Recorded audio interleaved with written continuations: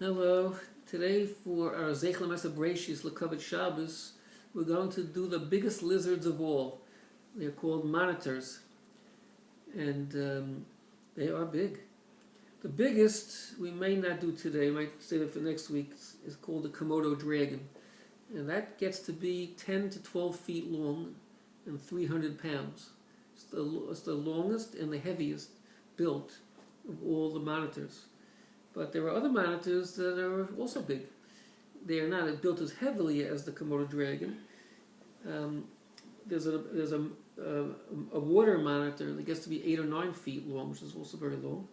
And a parenti in Australia is 7 feet long. And the Nile monitor that lives all over Africa gets to be 6 feet long. The smallest monitor is called the short-tailed monitor. It's only 8 inches long. Quite a difference between that and the big ones. They live in Africa, Asia, Southeast Asia, and Australia, and some of the islands around Indonesia and stuff. There's none in America except for any that people bought as pets, and then when they got tired of them, dropped off in the Everglades in Florida. But otherwise, you're not going to see monitors in America.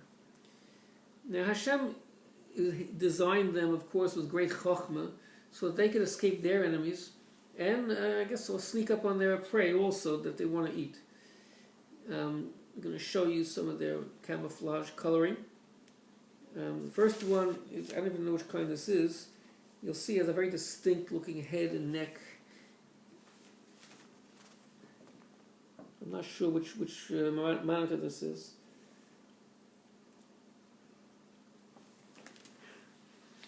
The rest of them I know what they are. Okay. You look at these, you'll see that they camouflage very well on the ground and on rocks. As a matter of fact, they have the water monitor. It's one of the biggest monitors, which is from Indonesia, Malaysia. You'll see that the coloring on its body looks like just like the lichens, the plants that are on the rocks that it's sitting on.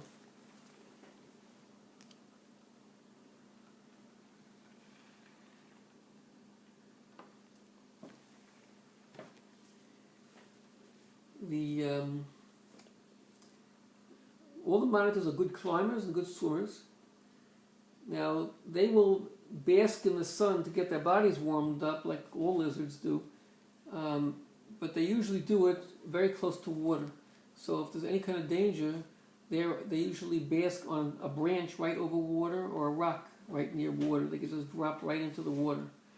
You'll see a picture in a minute. The Indian monitor and the desert monitor, they hide in holes in the ground. The forest-living Bornean rough-necked monitor takes refuge up in the trees.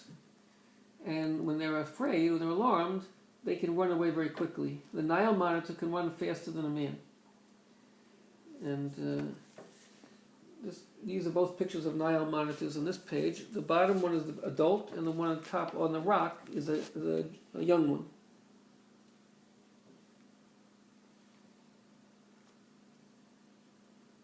Just want to go back to the other pages to tell you what the names are of some of these monitors. This one is called the Gould's monitor from Australia.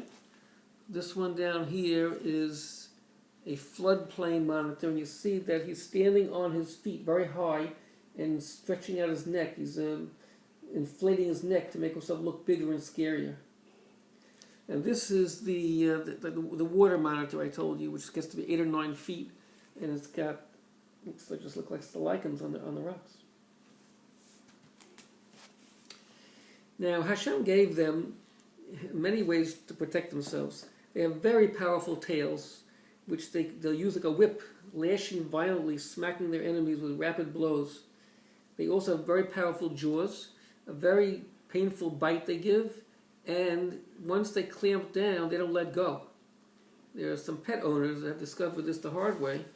They bought monitors as pets, and then if the monitor got a little bit aggressive, he clamps down on their arm and he won't let go, and they have problems. Maybe that's why they dropped them off in the Everglades. There is Yeah, that's good enough for now. Let's go on to the next thing. Hashem gave them very powerful claws, and they have a very powerful body, which they will use. They'll wrestle with an enemy with that strong body. The Nile monitor and the water monitor have flattened tails to help them swim. It drives them through the water very easily. And the water monitor it was designed by Hashem with a very special thing.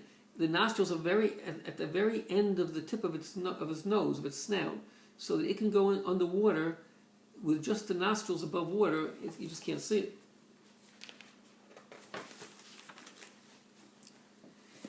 Now, the most amazing thing of all about monitors has to be the following: other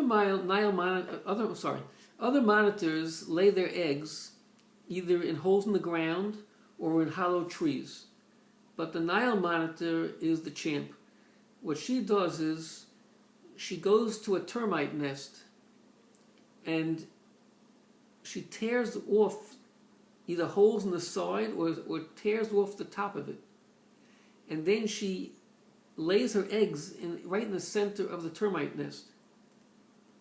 Now the termites, their instinct is to repair any damage to their nest. So as soon as this gigantic animal, this Nile monitor, tears apart their nest, the thousands and thousands, tens of thousands of them that live in the nest quickly go and they repair it. They close it up right away. And in so doing, they cover the monitor's eggs. The termite's nest provides heat for incubation for the eggs, safety for the eggs from all predators, until they hatch 5 months later. And they don't do anything to the eggs, the termites. Now, the most amazing thing is, when the eggs hatch, the fluid that's in the eggs, it softens the hard walls of the termite nest surrounding the nest, and this enables the baby monitors to claw their way out of the termite nest. So that you see the amazing chachma of Hashem and the yecholos of Hashem in giving this extraordinary way of protecting their eggs for all harm. Now, just about all monitors are carnivorous. They eat small mammals, all lizards that are smaller than themselves, which they all are. Birds, fish, frogs, crabs, insects, any dead carrion that they find. Hashem made an exception, which he often does to show that he's Hashem. He made the graze monitor in the Philippine Islands. He eats fruit. He doesn't eat meat. Now, monitors swallow their prey whole. They have Hashem designed them with a strong bony roof on their mouth, which protects the brain from being damaged by the passage of large mouthfuls of food. To get enough to eat, the monitors are territorial. Each one has their own territory, a large area, so they have what to find to eat. In parts of the East, monitors are a favorite food for people, and they make leather out of their skins, and they make medicine out of their body parts. Now, these pictures I'm going to show you. On the top picture is it's a young one, a baby lace monitor that's eating an insect. The picture below is an adult lace monitor eating a rabbit that was just run over by a car. What happens then is, when they're standing there in the middle of the road eating that carrion, then they usually get run over by a car. So a lot of monitors